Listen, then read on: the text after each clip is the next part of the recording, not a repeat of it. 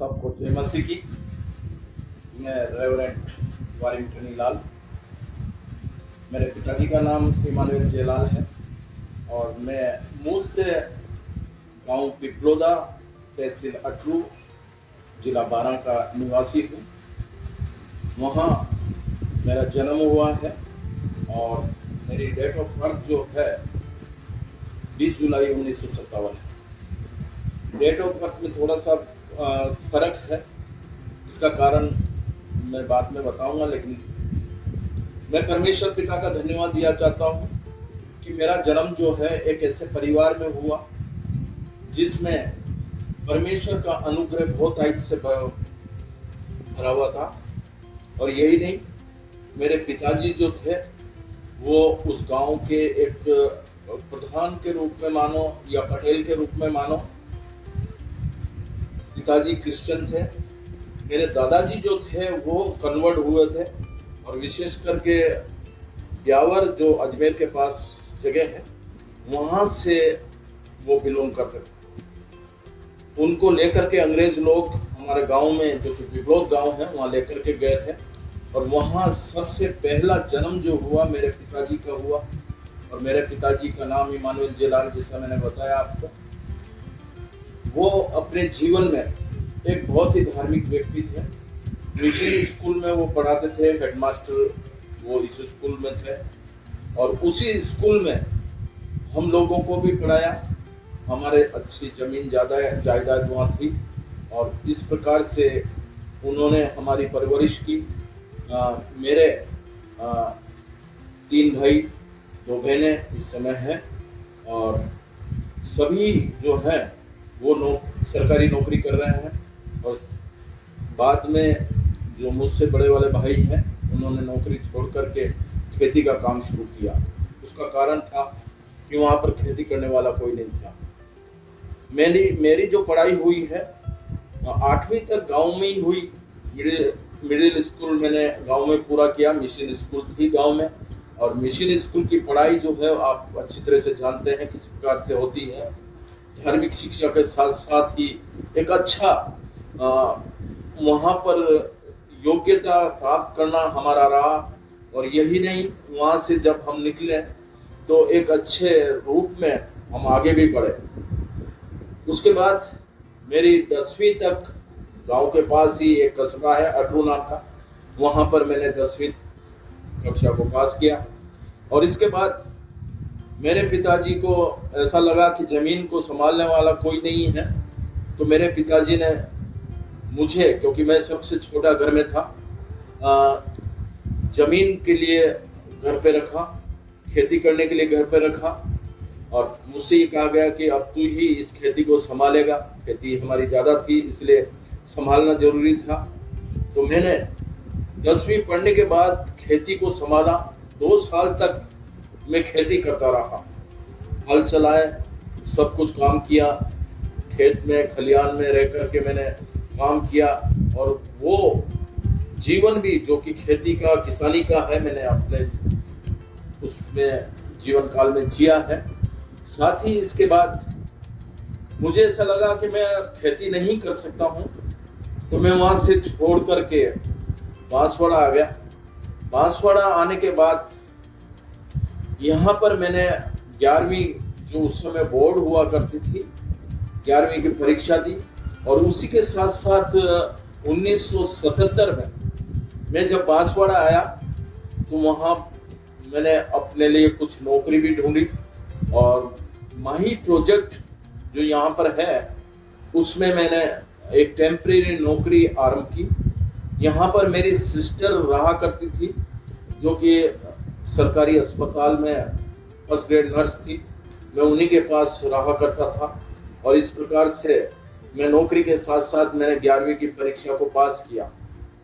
इसके बाद 1.5 साल तक मैं सरकारी नौकरी करता रहा, लेकिन उसके बाद मुझे ऐसा लगा कि मैं ये नौकरी जो है नहीं कर पाऊंगा। कुछ विवाद भी रहा और इस विवाद के कारण मैंने वो नौकरी यहाँ से छोड़ दी।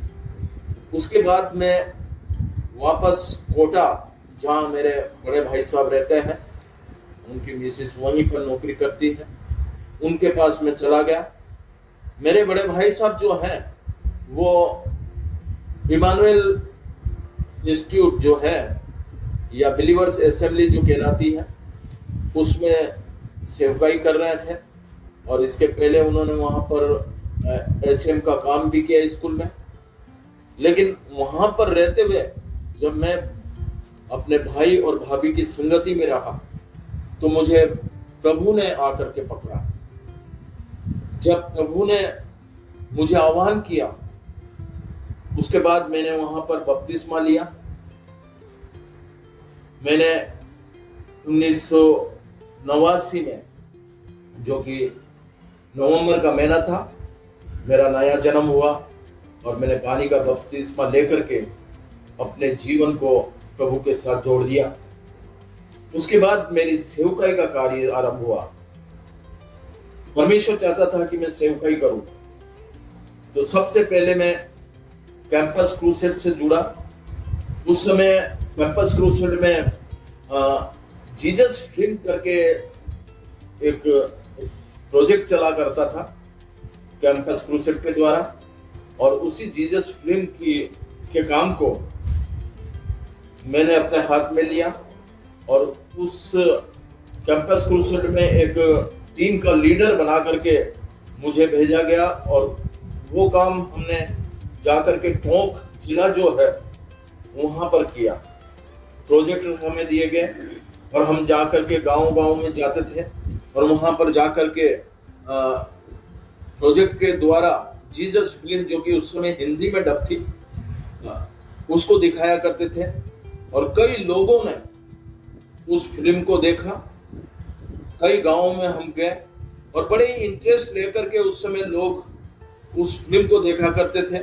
और उस समय ज्यादा विरोध नहीं था, लोग बड़े इस बारे में बड़े लालायित रहा करते थे कि ये क्या है, और फिर हम उनको समझाते थे, बातचीत करते थे, उनको सुसमाचार सुनाते थे, और यही नहीं कुछ ट्रैक्स वगैरह भी उनको दे करके प्रभु के बारे में बताया करते थे। तो इस प्रकार से वहां पर मेरे पहला जो स्टेप हुआ है वो सुसमाचार प्रचार में कैंपस क्रूसेड के साथ हुआ। और उस समय जब मैं टोंक में था तभी मेरा संपर्क जो है राजस्थान बाइबल इंस्टीट्यूट आरबीआई में हुआ, और मुझे ऐसा लगा कि मुझे कुछ ट्रेनिंग वगैरह लेनी जरूरी है, क्योंकि आरबीआई में ट्रेनिंग सेंटर था। तो मैं कैंपस क्रूसेड छोड़ करके 1979 में आरबीआई में चला गया और वहाँ जाकर के मैंने बीटीएच जो है ग्रेजुएशन उसको आरंभ किया। और उसी में रहते हुए, आरबीआई में रहते हुए, हमने जयपुर और उसके बाद सीकर और उसके बाद झुंझुनू, फिर चूरू जिले में जाकर के सेवकाई की, और सबसे लास्ट में सवाई माधोपुर भी आकर के रहा और वहां पर भी प्रभु के कार्य को करता रहा। जब सवाई माधोपुर में मैं रहा, वो 1982 की बात है। उस समय मेरे पिताजी ने मेरी शादी करवाई, और मेरी शादी जो है बांसवाड़ा में हुई।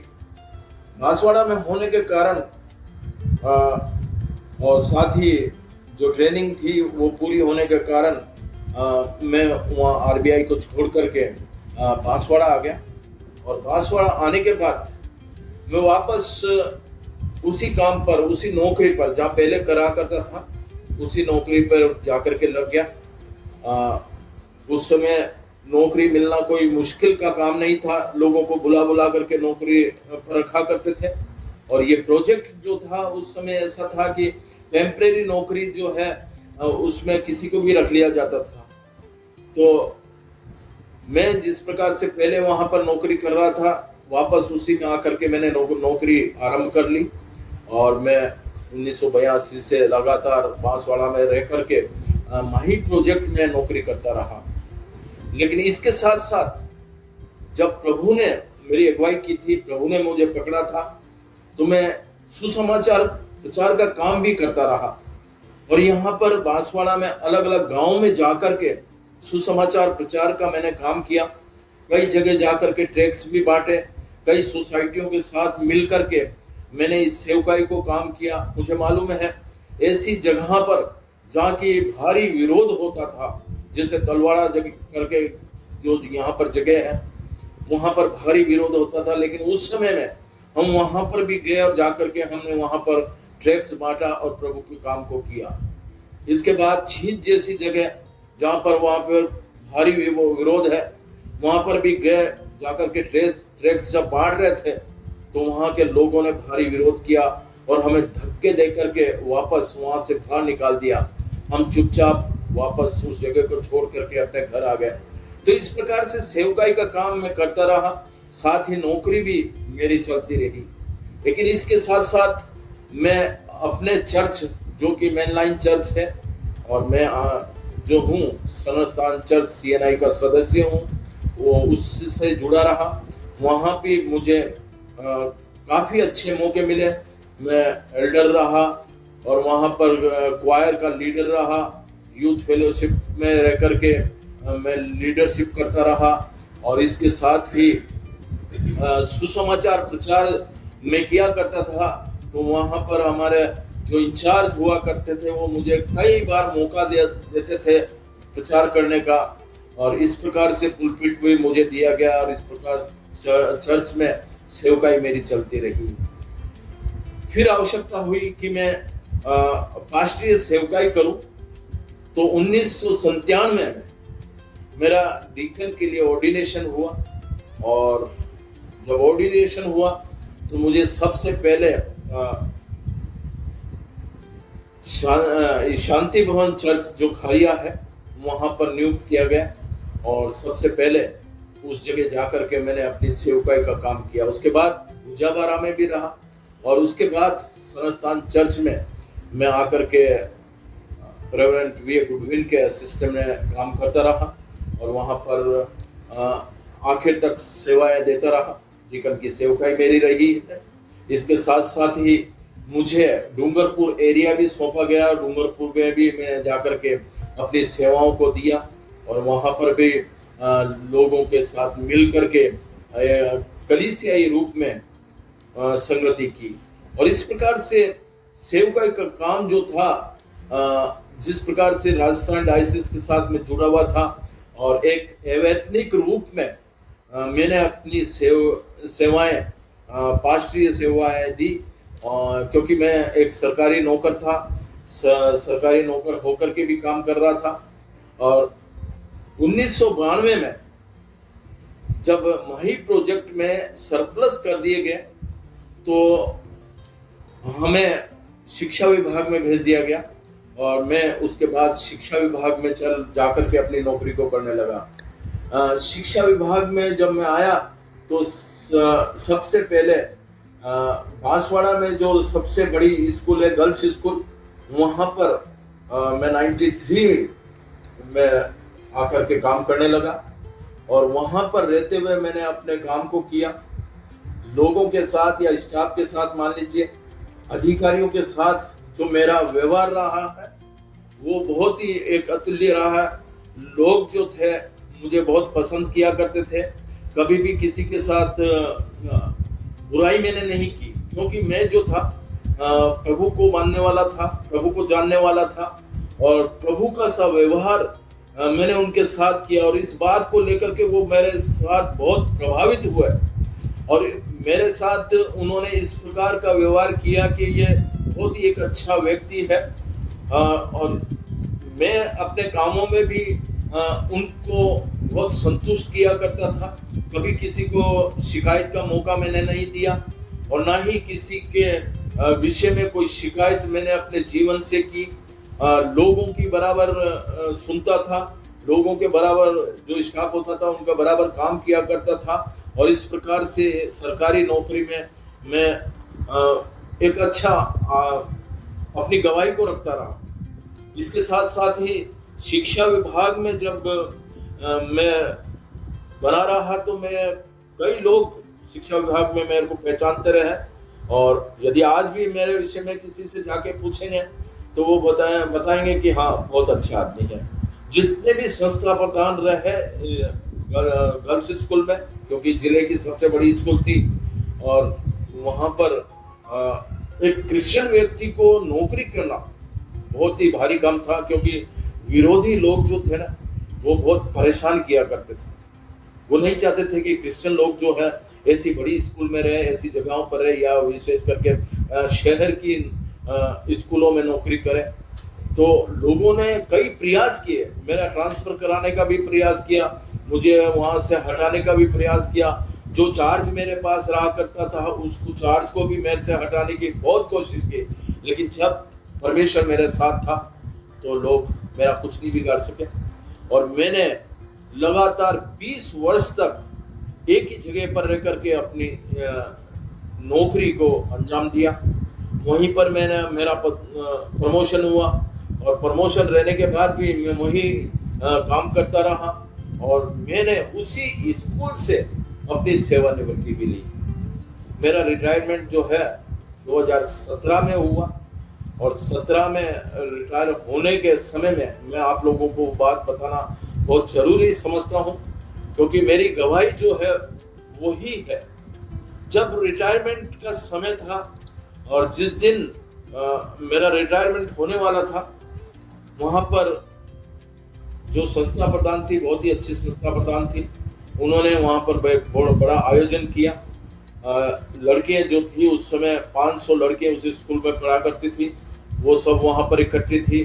करीब 60 का स्टाफ था, और इसके बाद अन्य लोग जो कि अधिकारी गण थे, पेरेंट्स थे कुछ, और जो समिति के सदस्य थे, वो सब वहाँ पर मेरे रिटायरमेंट के समय उपस्थित थे। और जब रिटायरमेंट का समय चल रहा था तो हमें मौका मिला बोलने का, तो मैंने वचन के द्वारा ही अपनी गवाही को वहां पर रखा। प्रभु यीशु मसीह के बारे में सुसमाचार वहां पर सुनाया गया। मेरे साथ मेरे रिश्तेदार थे, भाई थे, और भी अलग लोग जो मेरे साथी थे, वो मेरे साथ वहां पर थे। तो जब वो गवाही वहां पर दी गई, वचन के साथ वचन भी पढ़ा गया, और वहां पर प्रार्थना भी की गई, और इसके बाद उसका प्रभाव ये बढ़ा कि जो संस्था प्रधान ने जब अपना उद्बोधन दिया, 2 शब्द उन्होंने बोले, तो प्रभु के प्रेम के वर्ष को कोट करते हुए उस वचन को हमारे सामने रखा, और उन्होंने माना कि सचमुच प्रभु यीशु मसीह जो है वो हमारा उद्धार करता है। और यही मेरे लिए उस दिन जो था, पूरी सेवकाई का प्रतिफल मुझे उस दिन मिला, कि मैंने जो कुछ भी इस काम को किया, जो कुछ भी मैंने नौकरी की, लोगों के साथ जो कुछ भी व्यवहार था, ये आज जब संस्था प्रधान इस प्रकार की गवाही दे रही है, प्रभु के बारे में बता रही है, ये मेरे लिए बहुत ही एक भावुकता भरा क्षण था, और मेरे लिए एक प्रेरणादायक समय उस समय रहा। और सचमुच आज भी उस बात को, वो संस्था प्रधान भी रिटायर होगी, आज भी उस बात को वो याद करती है कि सचमुच आपके रिटायरमेंट के समय में जो गवाही आपने दी है बहुत अद्भुत गवाही थी। तो इस प्रकार से रिटायरमेंट के समय कोई स्कूल में नहीं होता, वैसे हम सब जानते हैं। गवर्नमेंट स्कूलों में अगर हम देखें तो किसी के भी, चाहे कोई भी क्रिश्चियन हो, इस प्रकार से नहीं होता, लेकिन वहां पर इस प्रकार का वातावरण बनाया और अपनी गवाही को प्रकट किया। तो मैं परमेश्वर को धन्यवाद दिया चाहता हूँ, इस प्रकार का जीवन जो परमेश्वर ने मुझे दिया, कि एक गवाही मैंने अपनी वहां पर छोड़ी, एक छाप अपनी वहां पर छोड़ी, जिसके द्वारा लोग जो है वो प्रभावित रहे हैं। आज भी लोग जब मिलते हैं तो वही प्रेम से मुझसे बात करते हैं, और वही बात याद करते हुए मुझे बड़े प्रेम से मेरे साथ व्यवहार करते हैं। तो इस प्रकार से वो जीवन रहा है, लेकिन उसके बाद भी मैं परमेश्वर के साथ जुड़ा रहा। जिस प्रकार से मैंने बताया कि मैं राष्ट्रीय सेवकाई में रहा हूँ, मुझे अलग अलग कलीसियाओं में बांसवाड़े की में जाने का मौका मिला, और आज भी मैं एक विजिटिंग पास्टर के रूप में बांसवाड़े की कलीसियाओं में, विशेष करके जो CNI कलीसियाएं हैं, उनमें सेवकाई का काम कर रहा हूँ। इसके साथ ही मैं विश्ववाणी संस्था से भी जुड़ा रहा और संस्था में मैंने जितने भी यहाँ बांसवाड़ा में चर्च है वहाँ जाकर के मैं सेवकाई का काम किया। वो लोग जो हैं विश्ववाणी वाले भी बराबर मुझे बड़े सम्मान के साथ उस जगह पर लेकर के जाते हैं और वहाँ पर जाकर के उन सुसमाचार प्रचार का कार्य किया जाता है। तो इस प्रकार से सेवकाई जो है मेरी रही है और आज तक मैं अपने उस काम को कर रहा हूँ, सेवकाई के काम को कर रहा हूँ। अलग अलग रूप से, अलग अलग माध्यम से परमेश्वर अपने इस कार्य को मुझसे करवा रहा है। जैसा वचन कहता है, जो कुछ भी तुम करो तन मन से करो, है ना। प्रभु की सेवा जो करनी है वो तन मन से करनी है। और उसी प्रकार से प्रभु ने मुझे इस योग्य भी बनाया कि मैं तन से भी, धन से भी, हर प्रकार से अपनी सेवकाई को कर रहा हूँ। परमेश्वर ने मेरे जीवन में कई आशीषों को भी दिया और मैं आज तक कभी मैंने ऐसा महसूस नहीं किया कि मुझे आज इस जीवन में ये कमी है। मेरे एक बेटा है, एक बेटी है, दोनों की शादी हो चुकी है, दोनों अच्छी नौकरी में है, सरकारी नौकरी में है। बेटा डूंगरपुर में मेडिकल कॉलेज में है और बेटी भी मेडिकल कॉलेज में जयपुर में ट्यूटर के पद पर काम कर रही है। बेटे की मिसिस भी, वो भी डॉक्टर है और वो भी सिरोही में सरकारी अस्पताल में काम कर रही है। तो इस प्रकार से बच्चों की भी आशीष परमेश्वर ने मुझे दी है और इसी के साथ साथ मेरा परिवार भी जो था मुझे बहुत सपोर्ट करता रहा। बराबर में मुझे परमेश्वर में या आत्मिकता में बढ़ाता चला गया और इसी के कारण मैं आज जो हूँ प्रभु के सामने हूँ और प्रभु की महिमा मेरे जीवन से होती रहती है। और इन्हीं बातों के द्वारा मैं अपनी बात को यहाँ पर समाप्त करता हूँ। धन्यवाद। जय मसीह। धन्यवाद पास्टर जी आपके अद्भुत गवाही के लिए। मेरे कुछ क्वेश्चंस हैं प्रभु से रिलेटेड कि आप बता सकते हैं कि जो लोग प्रभु यीशु को अपने जीवन में अपनाते हैं उनके जीवन में क्या बदलाव आते हैं? जो प्रभु यीशु मसीह को अपनाते हैं जीवन में बदलाव तो ये कि वो जो पुरानी बातें उनके जीवन में रहती है वो छोड़ करके, जैसे कोई बुराई कर रहा है, गंदे जीवन में पड़ा हुआ है, या यूं सीधी सी बात कहें कि शराब पीता हो या किसी से लड़ाई झगड़े करता हो, गाली गलौज करता हो, जब उसके जीवन में प्रभु यीशु मसीह काम करता है, जब वो नए जन्म को पाता है तो उसका जीवन बदल जाता है। और वो सारी बातें जो है, पुरानी बातें, वचन कहता है कि पुरानी बातें उसके जीवन से बीत गई, उनके जीवन में नई बातें आ गई। तो वो सारी बातें जो कि प्रभु के वचन हमें सिखाता है, वो सारी बातें उसके जीवन में आ जाती है और उसी प्रकार से वो अपने जीवन को आगे बढ़ाता है। धन्यवाद पास्टर जी। एक और क्वेश्चन है कि आपने जैसे आपकी गवाही में बताया कि आप सेवा में जब थे तब आपने लोगों के घर घर जाके सुसमाचार ट्रैक्स वगैरह बैठे और फिल्मों वगैरह दिखाए हिंदी डब्बे में, है ना। तो जब आपने ये चीज दिखाई तो शायद कुछ लोगों ने सपोर्ट किया होगा, कुछ लोगों ने विरोध भी किया होगा कि क्या है। तो आपने इस मामले को किस प्रकार सॉल्व किया, ये मैं जानना चाहता हूँ कि आपने जब दिखाया तो लोगों के रिस्पांस को आपने किस तरह से प्रभु में उनको पॉजिटिव किया, किस तरह से उनको समझाया कि ये गलत नहीं है। ऐसे कई मौके हमारे सामने आए जहां पर विरोध रहा है। जैसे मैं अपनी नौकरी के विषय में बताऊं आपको कि जब मैं नौकरी करता था तो क्रिश्चियन लोगों को बहुत ही कम लोग जो है वो लाइक किया करते थे और मेरे जीवन में कई रुकावटें ऐसे लोगों ने पैदा की, लेकिन मैंने जो है उनके साथ वैसा ही व्यवहार रखा, प्रेम का व्यवहार। मैं कभी उसके सामने लड़ने के लिए नहीं गया, ना ही मैं उसके सामने विरोध करने के लिए खड़ा हुआ, ना ही मैंने उससे कभी कहा कि भाई तुम क्यों विरोध करते हो। यदि मैं उसके सामने जाता, उसके सामने लड़ने के लिए जाता तो हो सकता था कि बात और भी आगे बढ़ती और यहाँ तक कि जरा लड़ाई झगड़े की भी नौबत आती। लेकिन मैंने जो है उनका विरोध नहीं किया कभी भी। जो कुछ भी वो करते रहे उसको सहता रहा और अपने ही आप में उसको सह करके मैंने उनको ये बता दिया कि जो कुछ भी तुम कर रहे हो वो व्यर्थ है। और इस प्रकार से जब उन्होंने देखा कि यार इसके साथ तो हम इस प्रकार का काम कर रहे हैं, इसको तो कोई फर्क ही नहीं पड़ रहा है, तो ये सब करना बेकार है, तो वो फिर वो उस बात को छोड़ करके अलग हो जाया करते थे।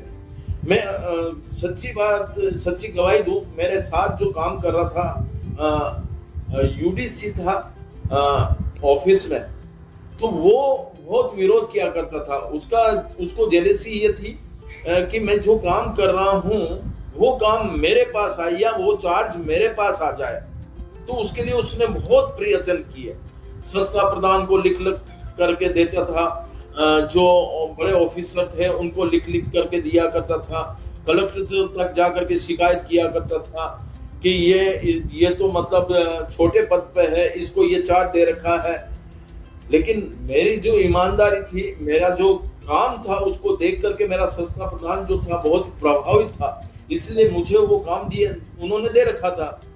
अब ये जो विरोध करता था ये बराबर किसी न किसी प्रकार से मुझे परेशान करता, लेकिन मैंने जो है उसकी ओर ध्यान नहीं दिया, उसको छोड़ दिया कि भाई तू तेरा काम कर, तेरा काम है विरोध करना, मेरा काम है सिर्फ मेरे को जो चार्ज सौंपा है उसको काम को करना। तो मैं उसी प्रकार से लगा रहा कि मेरे को जो काम दिया है मैं उसी को काम को पूरा करता रहूं। मैं उसको विरोध अगर करता तो बात शायद बिगड़ जाती, इसलिए मैंने उसको छोड़ दिया। तो बाद में जाकर के वो ठंडा हो गया कि भाई इसको परेशान करने से कोई मतलब नहीं है, क्योंकि संस्था प्रधान भी नहीं मानता है और इसके काम से खुश है, तो मैं जो कर रहा हूँ बुराई ये सब बेकार है, व्यर्थ है, तो वो फिर अपना आप ही चुप हो जाता था। तो इस प्रकार से मैंने अपने काम के द्वारा उनको प्रभावित किया और उनके दिल को जीतने की कोशिश की। धन्यवाद पास्टर जी, आपके अद्भुत गवाही के लिए, अद्भुत जवाबों के लिए। प्रभु आपका ब्लेस करे, गवाही करा। धन्यवाद। Thank you.